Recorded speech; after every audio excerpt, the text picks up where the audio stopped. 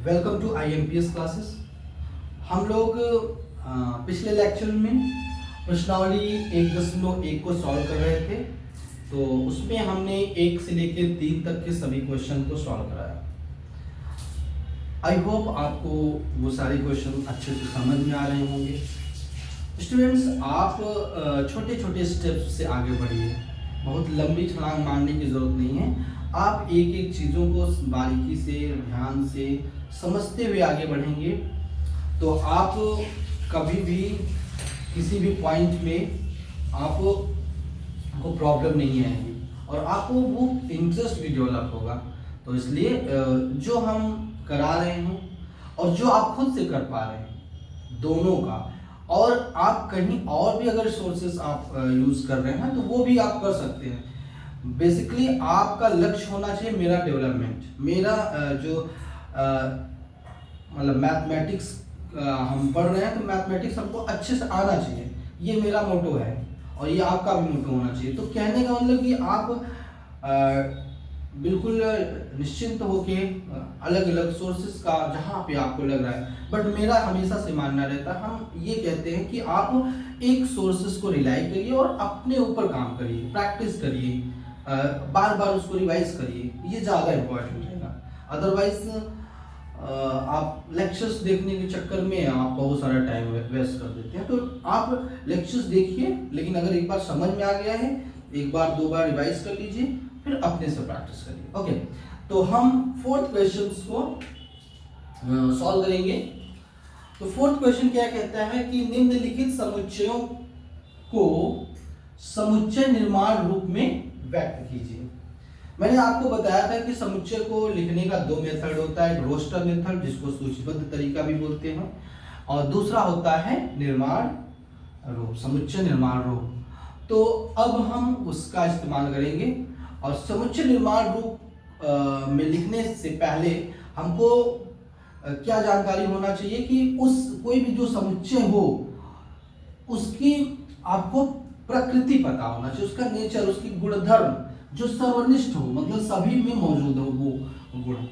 तो वो सारी चीजें हमको पता होगा। अगर हम सोच पा रहे हैं तब हम लिख पाएंगे, नहीं तो आप मुश्किल हो जाएगा। तो कहने मतलब आप मैं जो बता रहा हूँ उसको समझिएगा और आप खुद प्रैक्टिस करेंगे तो आपको भी इजी समझ में आएगा। देखिए कैसे पहला प्रश्न है और उसका हल देखिएगा।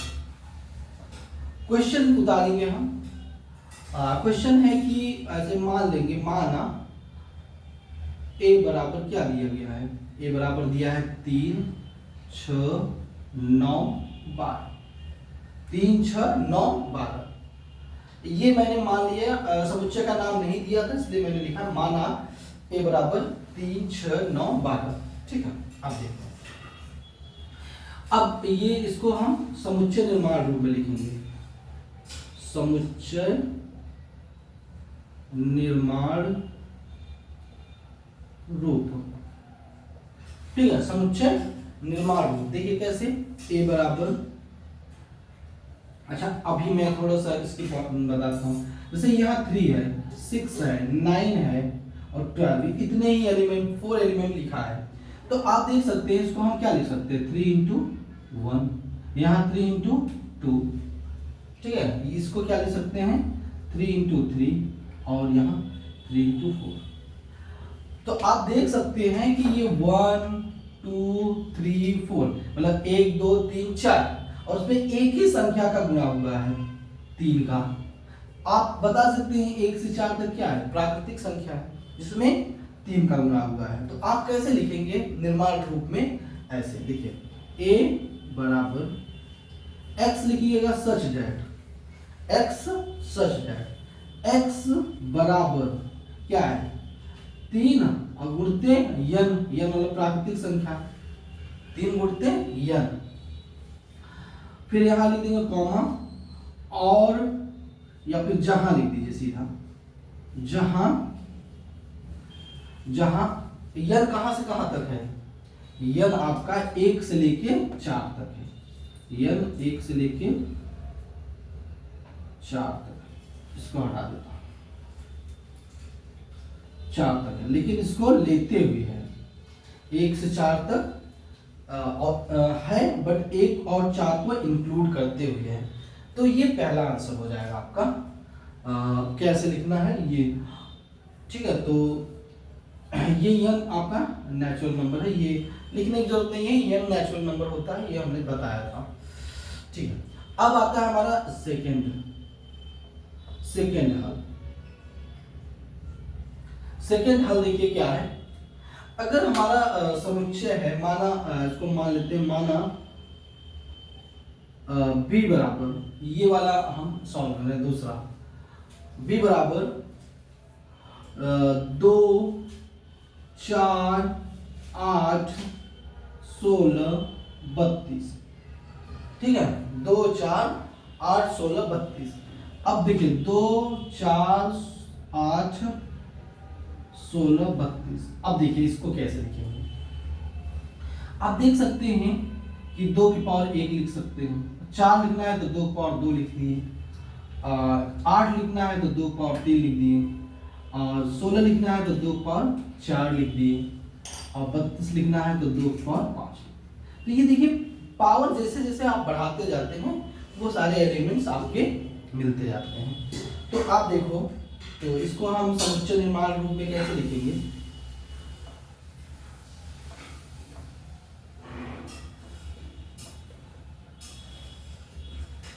समुच्चय निर्माण रूप देखिए कैसे, b equal to x such that x बराबर 2 की पावर n, क्योंकि ये देखिए 1 2 3 4 5, ये देखिए एक नेचुरल नंबर है, एक प्राकृतिक संख्या है। फिर यहां लिख दीजिएगा जहां n कहां से कहां तक है, 1 से लेके 5 तक, और 1 और 5 को इंक्लूड करते हुए, तो 1 से लेके 5 तक 1 और 5 इंक्लूड करते हैं, ये आपका समुच्चय होगा, ठीक है। अगला देखिएगा, नेक्स्ट तीसरा प्रश्न, यहां पे हम करते हैं इसको हटा के, ठीक है। अब हम थर्ड क्वेश्चन देखेंगे। तीसरा प्रश्न इस तरीके से दिया है कि हमने इसको सी मान लेते हैं, माना सी बराबर 5 25 125 625, ठीक है। 5 25 125 625, ठीक है। तो अब देखिएगा इसका हम समुच्चय निर्माण रूप इसमें हमको बताना है, ठीक है। समुच्चय निर्माण रूप इसमें हमको बताना है। तो देखिए अब यहां भी हम कुछ देखते हैं, 5 25 125 और 625, ये आपके एलिमेंट है, ये अवयव है। तो आप 5 को क्या लिख सकते हैं, 5 की पावर 1, 25 को क्या लिख सकते हैं, 5 की पावर 5 की घात 2, 125 को क्या लिख सकते हैं, 5 की घात 3, और 625 को 5 की घात 4। तो देखिए 5 तो सेम है, तो इसको हम लिख ही सकते हैं, और 1 2 3 4 ये प्राकृतिक संख्या नेचुरल नंबर है, ठीक है। तो कैसे लिखेंगे, c बराबर x सच दैट x बराबर 5 की पावर n, 5 की पावर n, फिर लिखेंगे जहां कॉमा लगा के, जहां n कहां से कहां तक है, 1 से लेके 4 तक है, कहां तक है, 1 से लेके 4 तक, 1 से लेके 4 तक यहां, ठीक है। तो इस तरीके से आपको तीसरा प्रश्न करना था। अब हमारा आएगा चौथा प्रश्न। चौथा प्रश्न देखिए, अब फिर इसको हम, चौथा क्या है, 2 4 6 डॉट डॉट डॉट, तो अब यहां पे लिखेंगे माना d बराबर 2 4 6 डॉट डॉट डॉट, ठीक है। माना d बराबर 2 4 6 डॉट डॉट डॉट। तो इसका आप देखिए समुच्चय निर्माण विधि से क्या हो जाएगा,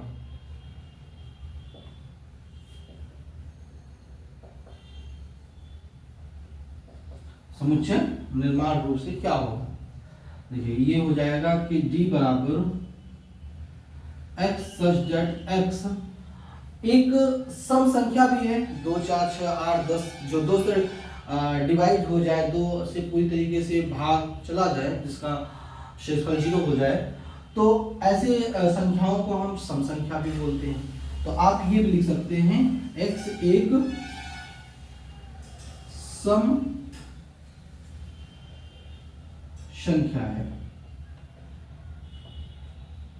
ठीक है, x एक सम संख्या है। अच्छा, इसको एक और मेथड से लिख सकते हैं, अगर आप दिमाग लगा लें तो x सच दैट x बराबर 2m लिख सकते हैं, 2m, और फिर लिख देंगे जहां जहां n एक प्राकृतिक संख्या है।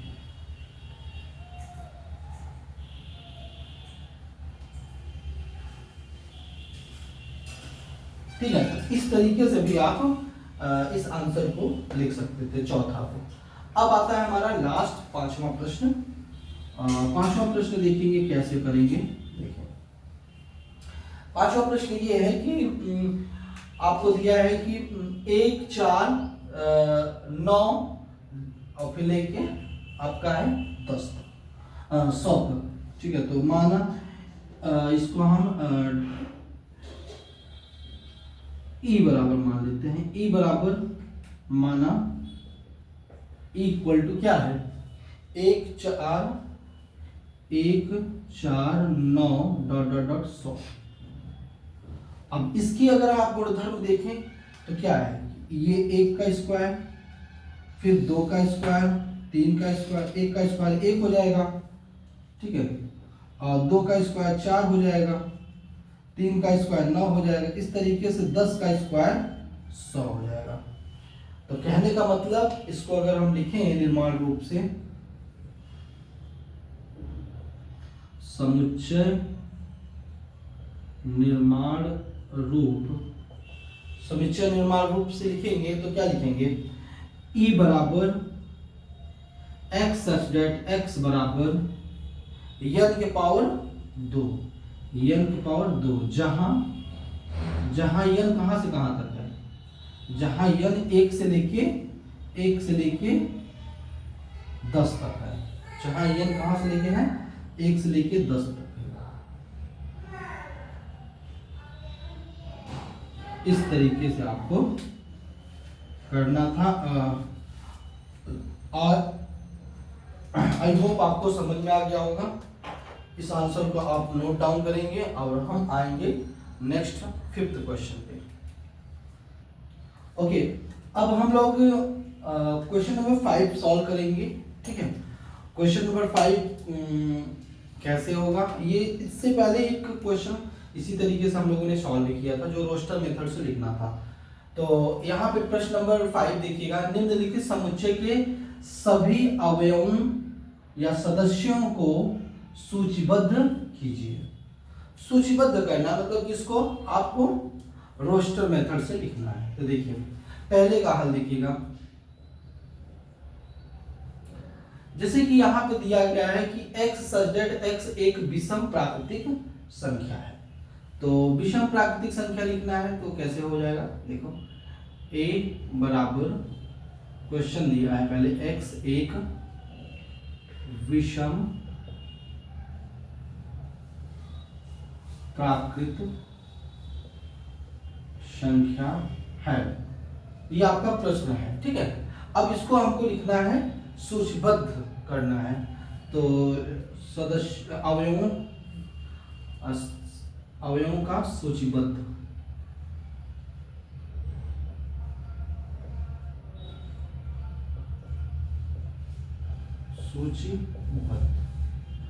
ठीक है, अवयवों का सूचीबद्ध। प्रश्न के अनुसार हमने उत्तर लिखने की कोशिश किया कि जैसे प्रश्न में जैसा प्रश्न पूछा गया उसी हिसाब से उत्तर लिखेंगे। कोई बच्चा रोस्टर मेथड लिखेगा तो वो भी सही होगा, बट हमें क्वेश्चन के अकॉर्डिंग आंसर देना होता है।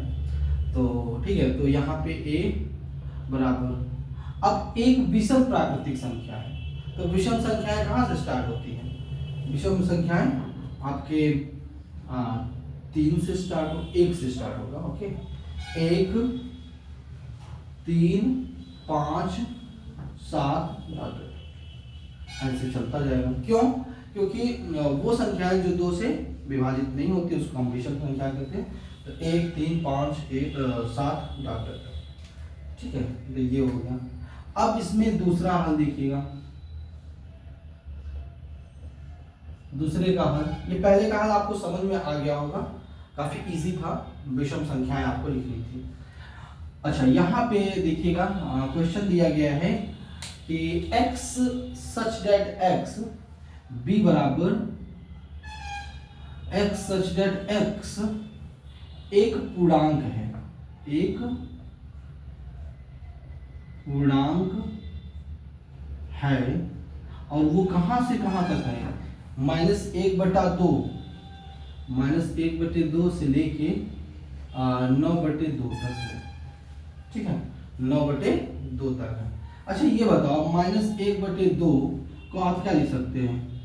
-0.5 तक, और 9/2 को क्या लिख सकते हैं? 4.5, ठीक है। तो अब बताएं इसके बीच में कितने पूर्णांक आ जाएंगे? देखिए माइनस, अगर आप देखेंगे -5 के पहले 0, फिर 1 2 3 4 तक आएगा, ठीक है, यहाँ तक आएगा। तो आप यही लिख देंगे b बराबर, ये पहले लिखते हैं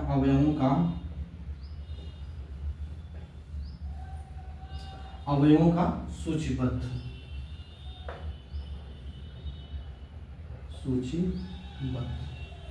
ठीक है। क्या हो जाएगा? b बराबर 0 1 2 0 1 2 3 4, ठीक है। तो ये आपका हल होगा इसका, दोनों का। अब हम आएंगे नेक्स्ट क्वेश्चन पे।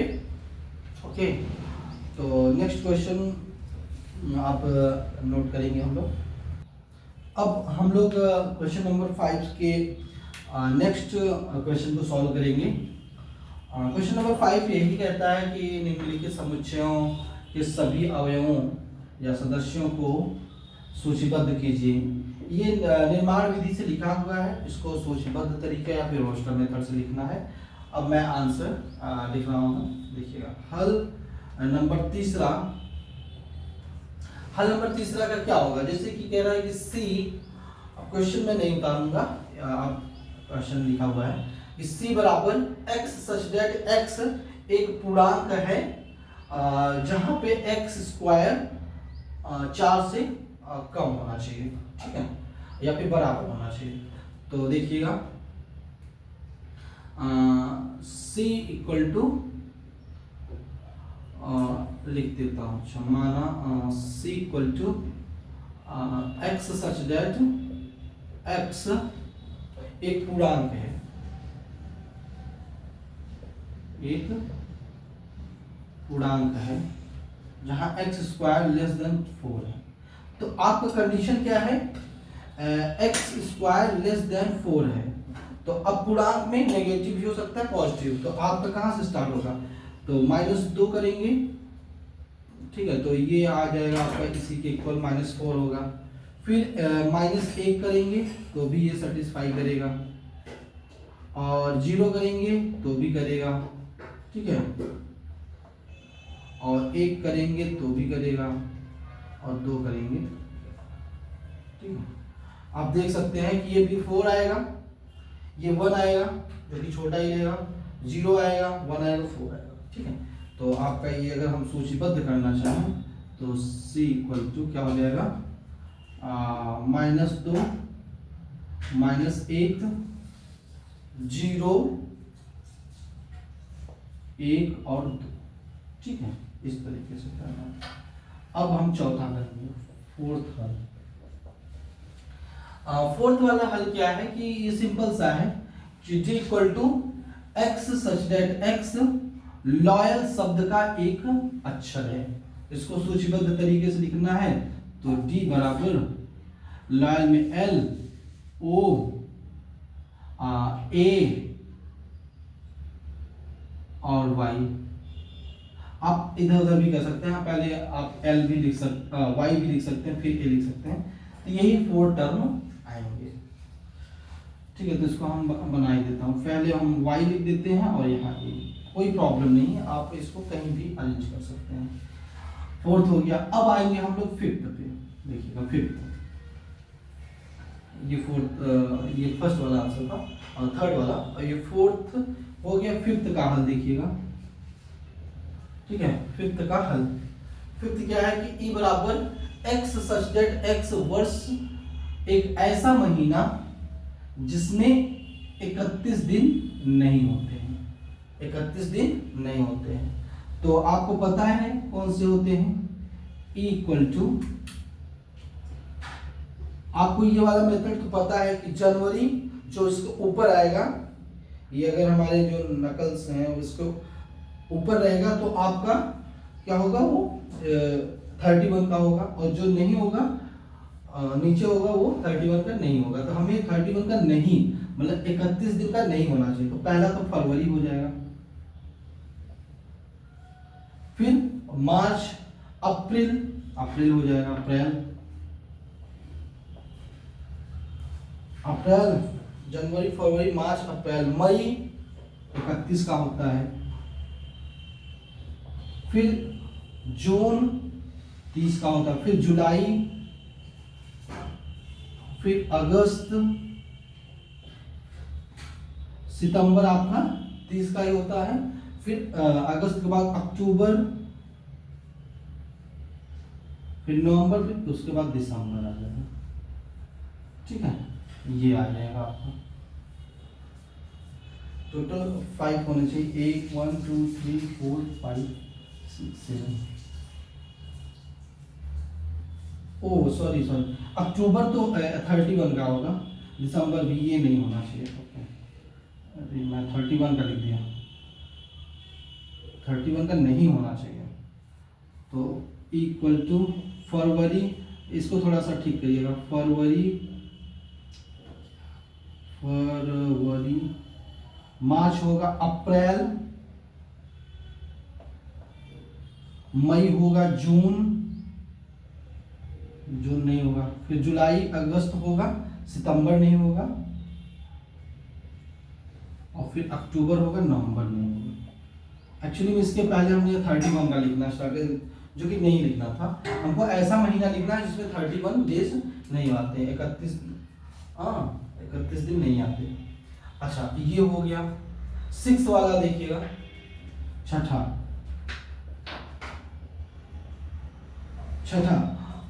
एफ अंग्रेजी वर्णमाला का एक व्यंजन है जो के से पहले आता है।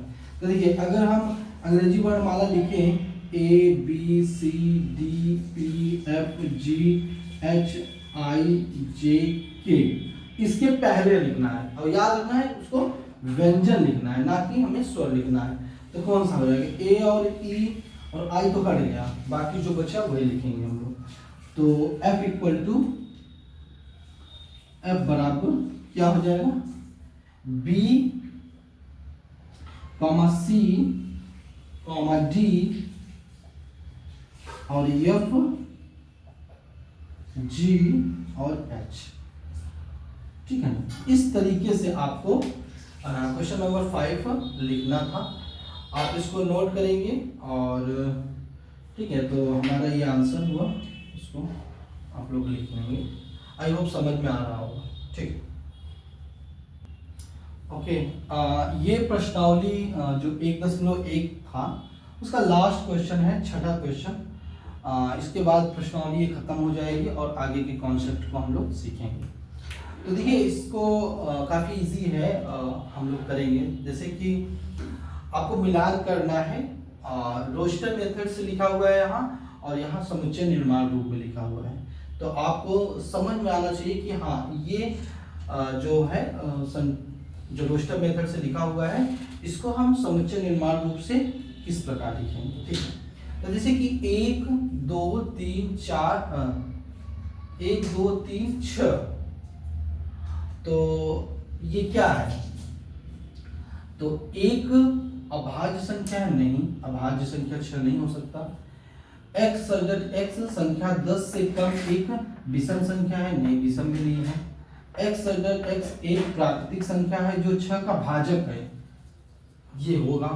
एक प्राकृतिक संख्या भी है, 1 2 3 4 6 और 6 का भाजक है, 6 को भी विभाजित कर देगा। तो इसका मतलब है इसको यहाँ मिलाना है, ठीक है। इसी प्रकार दूसरा पढ़ेंगे 2 3, और 2 3 क्या है? पहला पढ़ेंगे x सजट x एक अभाज्य संख्या है, यस 2 3 अभाज्य संख्या है ही, और 6 का भाजक है, ये भी सही है। एक अभाज्य संख्या है और 6 का भाजक है, ये दो हमको पता चलेगा। अब तीसरा देखेंगे मैथमेटिक्स। अब देखेंगे मैथमेटिक्स को तो दिख ही रहा है कि यहाँ मैथमेटिक्स है, शब्द का एक अक्षर है, तो बिल्कुल सही बात है, तो ये इससे मिल गया। और लास्ट है 1 3 5 7 9। अगर नहीं भी समझ में आया तो आप डायरेक्टली मिला भी दीजिए, क्योंकि आपको 3 आ गया तो चौथा होगा ही वही, लेकिन फिर भी आपको मैं समझाता हूँ। 1 3 5 7 9, एक x सजट x संख्या 10 से कम एक विषम प्राकृतिक संख्या है। तो देखिए विषम संख्या है 1 3 5 7 9, एक विषम प्राकृतिक संख्या है। तो स्टूडेंट्स इस तरीके से प्रश्नावली 1.1 कंप्लीट होता है, और आई होप आपको समझ में आया होगा। Thank you so much.